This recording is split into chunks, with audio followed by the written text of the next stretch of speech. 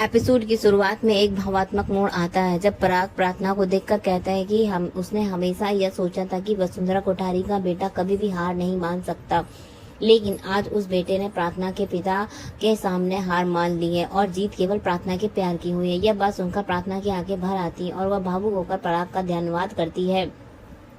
वह कहती है कि आप अंदाजा भी नहीं लगा सकते कि आपने मुझे आज कितनी बड़ी खुशी दी है। इस पर पराग के सबके सामने स्वीकार करता है कि वह बेटी का बाप है और शादी की सारी जिम्मेदारी उसकी थी, लेकिन इस जिम्मेदारी के निभाने में पूरा परिवार उसके साथ खड़ा रहा। वह कहता है कि उसके हर फर्ज को सबने मिलकर पूरा किया और इसके लिए वह सबका दिल से आभारी है। पराग आगे बढ़कर अनुपमा को भी धन्यवाद कहता है और अंश से कहता है कि अब उसकी जिम्मेदारी है कि वह उसकी बेटी का हमेशा ख्याल रखे। इतना ही नहीं, वह प्रार्थना को वह खास लॉकेट भी देता है जो उसके बचपन में उसने खो गया था। प्रार्थना जब लॉकेट को अपने हाथों में लेती है तो उसकी आंखों में चमक आ जाती है। वह कहती है कि यह सिर्फ एक गहना नहीं बल्कि उसका पूरा बचपन है और आज उसके पिता ने उसका खोया हुआ बचपन लौटा दिया है। इस दृश्य को देखकर सब लोग बहुत खुश हो जाते हैं। इसी बीच माहौल को हल्का करने के लिए जसप्रीत हंसते हुए कहती है कि पराग जी भी कमाल के इंसान है, कभी विलन लगते हैं और कभी हीरो बन जाते हैं। इस पर दीपा कहती कि अनुपमा का परिवार और उसके समधी लोग इतने अलग हैं कि उन्हें समझना आसान नहीं है। भारती मजाक में कहती है कि हम भी वह कम नहीं है। जसप्रीत और सत्ता अगर किसी से पहली बार मिले तो सामने वाला समझ ही नहीं पाएगा कि वह प्यार से बात कर रही है या झगड़ा कर रही है।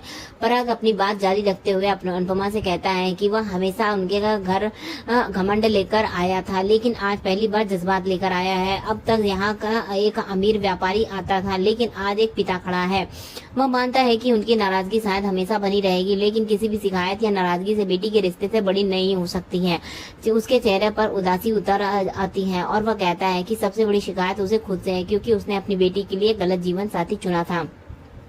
अनुपमा उसे ढांढस बनाते हुए कहती है कि यह उसकी गलती नहीं है बल्कि भाग्य की गलती थी। कोई भी माँ बाप अपने बच्चों के लिए कभी गलत नहीं चाहते। पराग दुखी मन से कहता है कि वह अपनी बेटी के गलत रिश्ते को अपनी आंखों के सामने नहीं देख पाया। उसने परिवार की इज्जत को बेटी के दर्द से ऊपर रख दिया और उसका गुरूर उसे सच स्वीकार करने को नहीं दे रहा था। अनुपमा कहती है कि यह गुरूर नहीं बल्कि एक पिता का डर था। हर पिता अपनी बेटी को सुरक्षित देखना चाहता है और जब उसे लगता है कि बेटी को तकलीफ हो रही है तो वह खुद को यह मानने नहीं देता। पराग कहता है कि उसने अपनी बेटी की जिंदगी के फैसले को बिना उसकी राय के पूछे कर लिया था। उससे उसकी शादी ऐसे व्यक्ति से कर दी थी जो उसके लिए सही नहीं था। जब प्रार्थना ने उसे यह सच बताया तो उसने उस पर विश्वास भी नहीं किया। बाप होकर भी उसने आंखें मूंद ली और यह समझ नहीं पाया कि उसकी बिजनेस डील का बोझ उसकी बेटी उठा रही थी। वह मानता है कि बाप का असली फर्ज यह होता है कि बेटी की विदाई के बाद भी उसके साथ खड़ा रहे। अगर बेटी गलत करे तो उसे समझाए और अगर बेटी के साथ गलत हो तो उसे रोक सके। इस बात पर अनुपमा सहमति जताती है। फिर पराग शाह परिवार की ओर देखते हुए कहता है कि उसकी बेटी तो बहुत पहले ही मायके से विदा हो गई थी क्योंकि उसका पिता उसके साथ नहीं था, लेकिन भगवान की कृपा से वह अनुपमा को और शाह परिवार के पास आ गई है। अब आप सबने इसे समझा संभाला, वरना पता नहीं इसका क्या होता। वह पूरे परिवार का धन्यवाद करता है और कहता है कि उसका सौभाग्य कि उसकी बेटी को इतना प्यार मिला।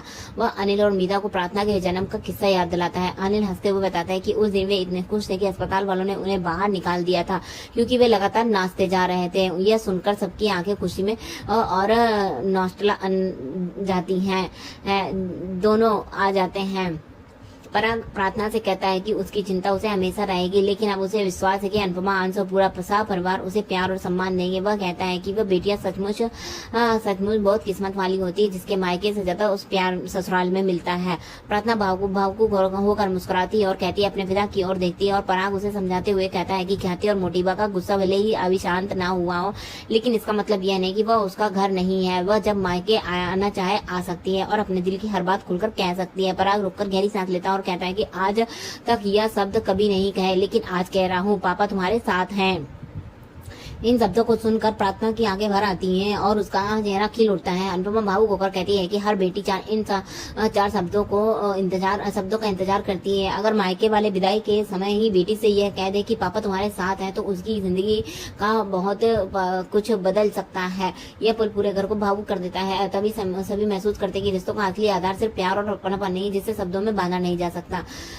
शादी के बाद लड़कियों की जिंदगी बदल जाती है। वे बहुत कुछ सहती हैं, चाहकर भी मायके वालों को कुछ नहीं बता पाती। कई बार वे घरेलू हिंसा और अत्याचार सहती हैं, लेकिन उनके मन में डर यह होता है कि अगर मायके वालों को सब पता चल गया तो वे कहीं टूट ना जाए या फिर समाज से उनकी इज्जत खराब ना हो जाए। अनुपमा सभी के सामने कहती है कि यह समस्या केवल छोटे घरों या कम पढ़े लिखे परिवारों तक ही सीमित नहीं है, बल्कि आजकल बड़े बड़े घरों में भी बहुओं के साथ ऐसा व्यवहार किया जाता है। अमीर परिवार करोड़पति लोग भी प्रथा के नाम से दहेज मांगते हैं और बहुओं को सताते हैं। इसलिए यह और भी जरूरी हो जाता है कि पिता अपनी बेटी से यह कहे कि पापा तुम्हारे साथ है। यह 4 शब्द किसी भी बेटी के लिए सबसे बड़ी ताकत बन सकते हैं। इस बीच प्रेम का दिल भर आता है और वह दौड़कर पराग को गले लगा लेता है।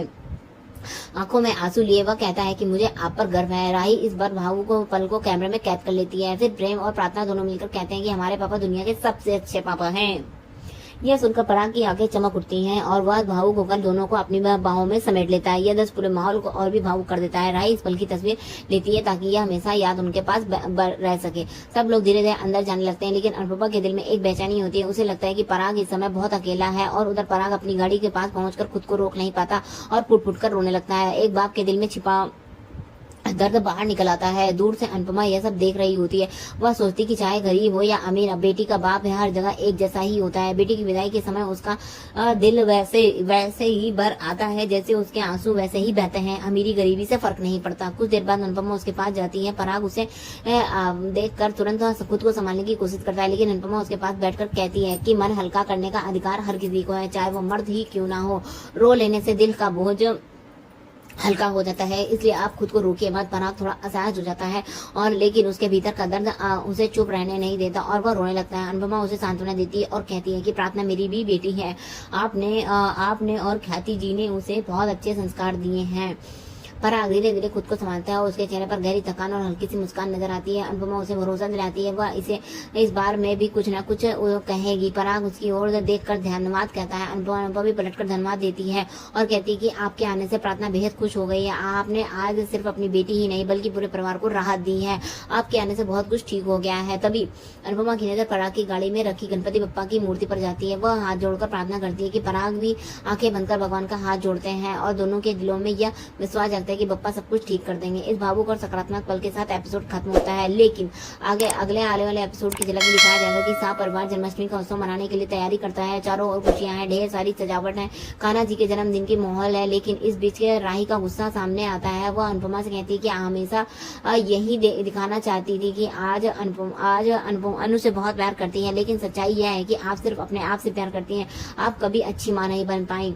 अनुपमा उसकी ओर देखकर शांति से जवाब देती कि क्या तुमने कभी बेटी को बढ़ने की कोशिश की है। राही पलटकर कहती है कि मैं बातों में आपसे कभी नहीं जीत सकती, लेकिन डांस में जरूर जीतूंगी। अनुपमा मुस्कुराकर जवाब देती कि अगर तुम चाहती हो तो डांस में मुझे हरा देना। राही चुनौती स्वीकार कर लेती है, कहती है मैं डांस में आपको हरा कर रहूंगी। प्रेम बीच में आकर राही को रोकने की कोशिश करता है, लेकिन राही कहती है कि आज पापा और कान्हा की जी का जन्मदिन है और हम सबसे पहले इसको मनाएंगे। पूरा घर रोशनियों से और भजनों से गूंज उठता है। आज का एपिसोड यहीं खत्म होता है। अंत में दर्शकों से कहा जाता है कि एपिसोड आपको कैसा लगा हमें कमेंट करके जरूर बताएं। साथ ही अगर आपको ऐसे ही अपडेट्स देखने होंगे तो इस वीडियो को लाइक करें और हमारे चैनल को सब्सक्राइब करना ना भूलें। तो मिलते हैं हम आपको नेक्स्ट एपिसोड में, तब तक के लिए बाय बाय, राधे राधे।